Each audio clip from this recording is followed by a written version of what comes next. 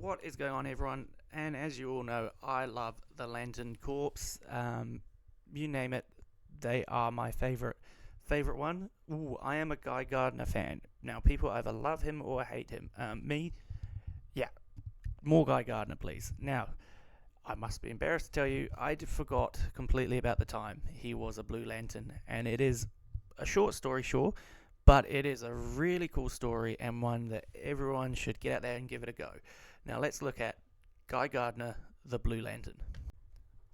Now, this version of Guy Gardner actually appears in the New 52's Future End story arc.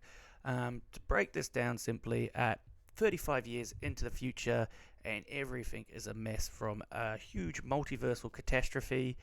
Yeah, it's incredible. It's a great story to get into, but that's not what we're going to look at right now. We basically need to look at the characters that have come out of this one and Guy Gardner, and why is he the Blue Lantern of Hope. So, why is Guy a Blue Lantern? Well, it turns out after the big events, Guy went around basically trying all the lanterns and seeing which one best fitted him. We'd already seen him as a red, we'd already seen him as a green.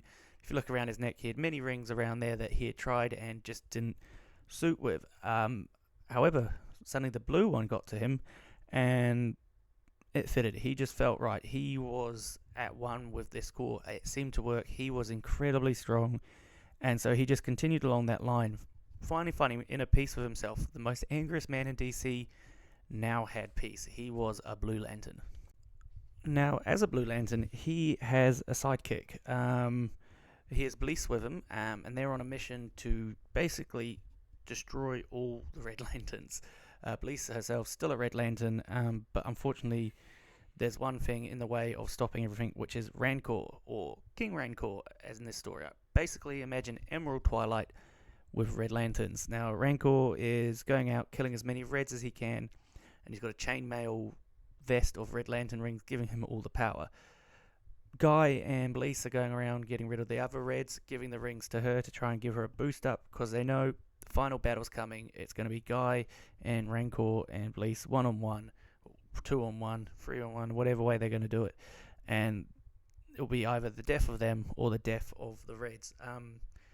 The fight keeps going. They find him in a location in space. Being an Englishman, he's built himself a construct of Buckingham Palace, as you would, and the showdown begins. Now, it looks like Rancor is going to massively overpower Guy and Blease, but somehow Guy flies up to him, whispers something in his ear, and suddenly all the red rings just fall off him.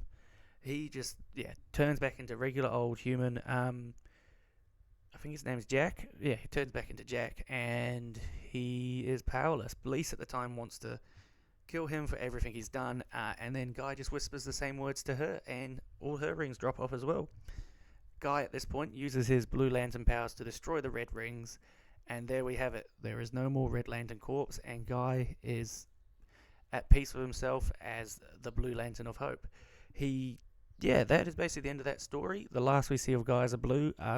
Hoping if there's future story arcs we get this again, or even the current storyline, Guy finds his way to the Blues, because I don't know, I always feel there's too many greens. Like, why has Earth got so many? I know we're a central story for the DC, blah blah blah, but I loved it when Guy was a red. I thought that was a great story arc. Let's chuck him in the Blues, see what happens there.